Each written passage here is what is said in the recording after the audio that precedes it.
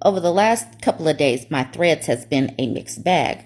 There's been a lot of anti-feminist men and a lot of men that use singleness as an insult towards a woman. So this man named Kamoy says, what do you think about this? To get the conversation started, which he obviously did. This post has over 3,600 comments. He says, by 2030, 45% of women are predicted to be single and childless. And we all know that being single is an insult today, and not having kids is also seen as something negative. Whereas when women speak about this, women are actively choosing to be single and actively choosing whether or not they are going to have kids or not. We like choices and stuff around here. I'm not worried about getting into the comments of this man's post, but I do want to highlight Shay's comment. She says, I hope men continue to make podcasts talking about how stupid, hit the wall 304s women are, and they will die unhappy without a man. We've been listening and said, watch this. We slowed down the birth rate now at historic lows, especially Black American women, over 13% decrease in birth rates and climbing. Poll numbers are available showing the majority of single women are happy being single. Men and pick-me's laughed and made fun of women telling the truth. Who's laughing now? And I completely agree with this. They simply have told women to choose better. Y'all are old. Y'all are just unhappy. Y'all are just bitter. And women said, okay, bet. Let me remove myself from this situation. And then so many people are in the comments just acting like single is such a bad thing. But these people have told women time and time again, marriage is worthless. Dating is too hard. I don't want to take women on a date. They have literally told women time and time again that they do not enjoy the company of women. And women are like, I bet. Let me take myself out. And now they're shocked, Pikachu faced, that women are actually standing on business. 2030 is right around the corner. It's right over there. You can literally look out and see it over the horizon if it's a clear day. So they know it's coming. So many women are saying no to babies. We're about to get these numbers soon. These numbers are going to continue to plummet for various reasons. And this is another reason. The men. The men are actually helping keep everyone single, because who wants this toxicity? Because men are getting more anti-feminist as women are becoming more feminist. So Ask Arby posted this profile from this man. She says, form a single line, ladies. He's still available. I'm going to make this bigger though. I'm calling this dude Eric, and I suppose he's probably about 39. He says, don't be mad if I am strongly patriotic and anti-feminist. Liberal values are deeply dysfunctional and are leading to the collapse of Western culture. Equality is impossible. So he's looking for a long-term relationship, optimism, humility, loyalty. So that's what he's looking for. My bio. You just found an honest man. Swipe right and show me why you're worth my time. Liberal feminists, get therapy for your man hate. Interests: electronic music, gaming, art, cats, cooking, coffee, retro film plus TV, badminton, nature, museums, intimacy. Dorset. I don't know what Dorset is. Dorset, dad, divorced. What? Dad bod, ADHD, and fine with it.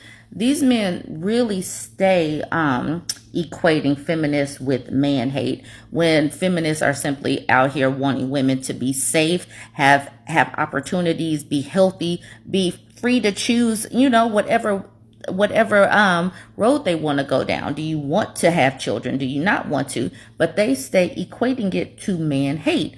And that's one of the reasons why they are pushing women away. This man is divorced probably for a reason. That's the reason why I decided that he was 39. And he's probably really, really staunchly entrenched in these patriotic anti-feminist ideals that's going to continue to keep him in this cycle. And like Fox on a Frozen Lake says here at the bottom, the male loneliness epidemic is created solely by men who cannot bring themselves to be decent people. And so you see all of these men who are anti-woman. They do not want women to be equal. He says equality is impossible. So it's like, what woman with any sense is going to sign up and be loyal to this type of person? They expect loyalty, but they don't even treat women with basic humanity. And then I'm going to segue into this thread where women are highlighting what happened when they actually did decide to start dating. So this woman named Mariposa says, "This is why I always show up to a date prepared to pay. Meet this guy for lunch. Bill comes. Waiter asks how we are paying the bill. Guy stares down the entire time. Waiter is awkwardly waiting for an answer. I finally say one check. I pay the bill. He was immediately blocked as soon as I walked out the door." Can you imagine going on a date with a person? You're basically wasting your time as a man if you're going to do this. This is your first interaction. This is your first date.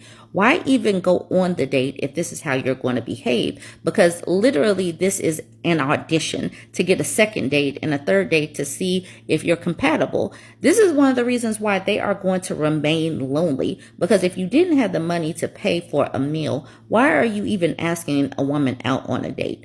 A woman she obviously can pay for the food. She can do this for herself or she can do this with friends. Why is she going to waste her time with men like this? All right, so Lenore Rohr says, "A man invited me to his sister's engagement dinner. I figured he was paying or a set of parents. End of dinner, no talk of check. Say goodbyes, we leave. I hear later, small town, about how I walked out on my bill and everyone was complaining I just expect someone to pay for me. I went back and apologized to the owner, said I hope she knew I'd never do that knowingly. She said, it didn't really sound like you." So this man invited her to an engagement dinner and didn't say that she needed to pay her own bill. Why not clarify that in the beginning? People always want to say women need to communicate better and all of this, but some of this stuff just needs to be stated up front, because probably if you say, "Come to my sister's engagement dinner, you'll need to pay your check," he knows that she won't come to that dinner because she probably doesn't know this group of people. It's probably awkward. Why would she say yes? But if you say, "Come to dinner," without saying you have to be responsible for your check, she'll probably just go thinking it's kind of a date or something. When it's a date without this type of discussion, she's probably thinking that you're going to pay.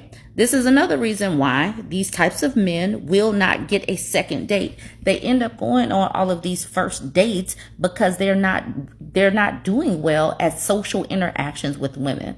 I don't believe that going on dates is that hard. They are just not even trying. Mariposa responded to that lady saying, "Oh my gosh, that's terrible. I'm so sorry that happened to you." And I said on this post, this current crop of modern males are duds. Okay, so then we have a man jump into the post. This is Greg. He says, "This is so funny. I'm not a man if I don't pay. It's a double standard. If I ask you out, but I'm expected to ask you out. A man should pay, however, a woman should offer."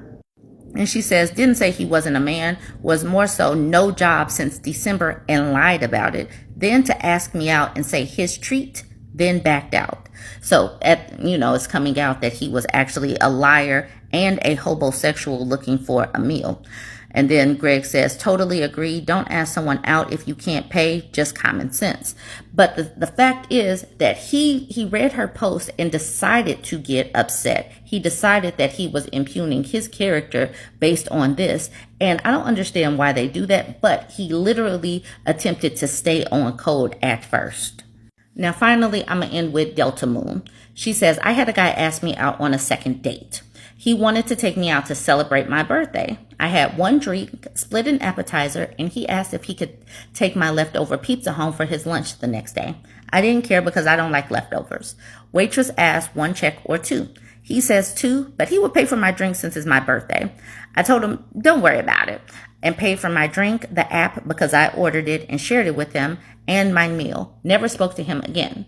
Now, this is one of the reasons why these people keep having to go on first dates, because they're not doing well. A first date, but in this case, it was a second date. These dates are auditions. You have to, if you're not going to be on your best behavior, if you're not going to show her, what she's missing out, if she's not being with you, why would she even waste her time? Why would she get dressed up, get dolled up to go on a date and have to deal with a person like this? Why ask her out for her birthday and then make her pay for her birthday?